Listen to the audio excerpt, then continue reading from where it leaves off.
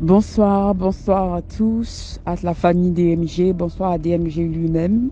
Merci de passer nos histoires constamment qu'on donne. Merci vraiment, je suis contente d'entendre mes histoires qui passent constamment. Merci beaucoup. Et aussi, désolé si je ne lève pas la voix quand je parle. Il faut parler à la maison pour qu'il y ait moins de bruit. Et puis, souvent, quand tu parles dehors, il peut y avoir des bruits de véhicules, c'est pas évident. Voilà, donc désolé à ceux qui n'entendent pas vraiment ma voix. Aujourd'hui, j'ai fait l'effort de sortir de la maison pour pouvoir parler. Et il pourrait que vous entendiez des véhicules ou bien d'autres bruits et tout ça. Donc, vraiment désolé si je n'ose pas la voix quand je parle. Alors, ce soir, je monte pour une toute petite histoire. J'ai ma cousine qui avait sa copine, sa bestie comme on dit, qui vendait un carrefour du quartier. Et chaque jour, elle était là-bas, chaque jour. Vous voyez, en Afrique, on vous dit que les carrefours, les grands carrefours, c'est des rencontres de plusieurs rencontres d'esprit et tout ça. Donc, bien sûr, elle partait là-bas, perdre son temps, échanger. C'était vraiment sa copine de tous les jours. Et un soir, vers 18h, deux dames approchent ma cousine et la saluent. Lui disent bonsoir madame, nous ne sommes pas ici, nous ne sommes pas de la Côte d'Ivoire, nous sommes togolais. On est venu, on est là, mais on a un souci de logement. On ne sait pas vraiment où on va rester pour la nuit et tout ça. Est-ce que vous pouvez nous loger sur votre terrasse? Même si c'est votre terrasse, on pourra accepter d'être logé. Donc ma cousine lui a dit, moi où je suis là, je suis pas chez moi, je n'ai pas chez moi, je loge plutôt chez ma tata, donc je ne peux pas vous laisser dormir aussi. Mais par contre, il y a une de vos compatriotes qui habite dans le quartier et que c'est une tantine, je vais vous la montrer et puis on va partir là-bas. Donc c'est comme ça que elle prend les deux femmes qu'elle ne connaît pas, d'Adam ni d'Ève, et puis elle a conduit chez la tata. La tata en question là, c'est une vieille femme togolaise qui a duré ici. Voilà. Et elle a construit même sa maison et tout ça.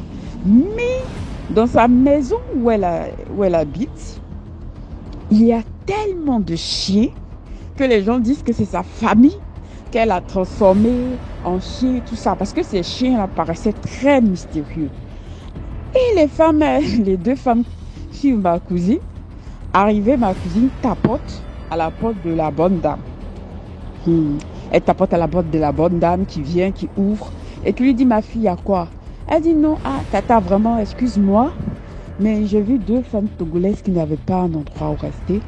Et comme toi aussi, tu es togolaise, je te les envoie pour que tu vois si tu peux vraiment les aider ou bien les conduire vers d'autres personnes chez qui elles peuvent rester. Voilà. Donc, c'est comme ça que la dame leur demande de rentrer dans sa maison. Et les deux femmes se suivent là.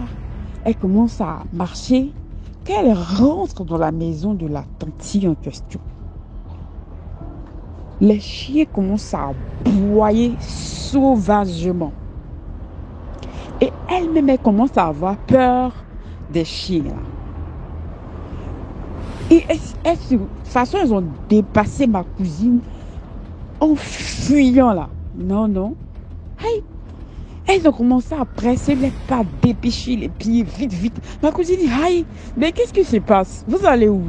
Hey, mais madame, expliquez-moi, qu'est-ce qui se passe? Elle dit, non, ça c'est pas des chiens, hein, madame. Les chiens que vous voyez là, c'est pas des chiens. Pendant qu'elle parle là, elle dépasse ma cousine. Elle court même, elle marche même pas, elle glisse avec le pas comme ça. Ma cousine dit, c'est pas des chiens. Comment? Elle dit, ce que vous voyez là, c'est pas des chiens. Hein. Ce sont des loups. ce sont des esprits que vous voyez là. Et c'est pas des chiens, mais ce sont des esprits méchants. Et elle traverse la route. Quand elle traverse la route, elle passe devant le portail de la maison. Donc, devant le portail de la maison, le gardien, on a une gardienne qui est devant la cité, qui la voit, elle, avec les deux autres femmes qui sont en train de traverser. Et le gardien demande, il la regarde de loin en fait. en train de se parler avec les femmes. Les femmes la traversent rapidement, elles prennent un warren. Ma cousine n'a même pas le temps de savoir pourquoi elle fuit. Et tout de suite, elle se retourne sur la dame togolaise qui a les chiens, lui dit, ah mais tanti, les deux femmes que moi j'ai envoyées là, mais qu'est-ce qui s'est passé? Pourquoi elles disent qu'elles ont des soucis de sommeil, de logement ou bien d'un endroit pour la soirée, mais je ne comprends pas pourquoi elles ne restent pas. Et la dame lui dit, ma fille, c'est pas tous les hommes que tu vois sur la terre là, qui sont des vivants. Elles-mêmes là, elles savent ce qu'elles ont vu ici. Et puis elles ont fui comme ça pour partir. Donc, ma cousine dit, mais tante, ça veut dire quoi? Parce que moi, je ne comprends pas. Elle dit, ça va aller, tu vas comprendre un jour. Donc, ma cousine, après tout ça, elle rentre à la maison.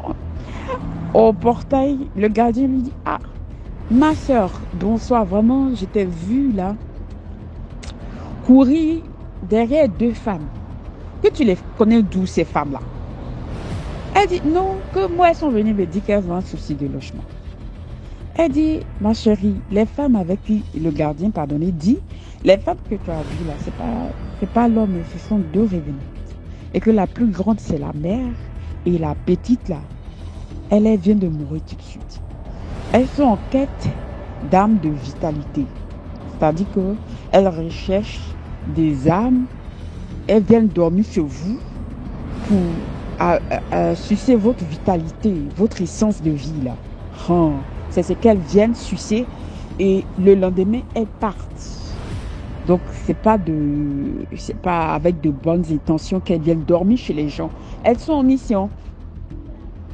Alors, pour conclure, pour vous donner quoi comme conseil, je pourrais vous dire que c'est déjà pas bon de vouloir aider n'importe qui dans la rue. Surtout en termes de logement, venir emmener quelqu'un chez vous à la maison pour que la personne dorme sans savoir qui c'est. Et puis, les gardiens que vous voyez là, personne ne devient gardien qui veut. Ne partez jamais être gardien parce que vous avez des soucis de finances, d'argent, tout ça. Non, non, non, non. Parce que ces gardiens-là ne sont jamais simples. Vous voyez, la majorité des personnes qui surveillent les maisons, les prisons, les endroits, sont des personnes souvent qui voient, même dans les hôpitaux ou bien dans les morts, qui ne sont jamais des personnes simples. Donc, quelque chose à votre galère, là, il y a des boulots aussi qu'il ne faut pas prendre comme ça à la légère. Voilà, alors c'était ma participation de ce soir, de ce jour. Et que Dieu nous veille. Et puis voilà, soutenons, likons, partageons. Merci.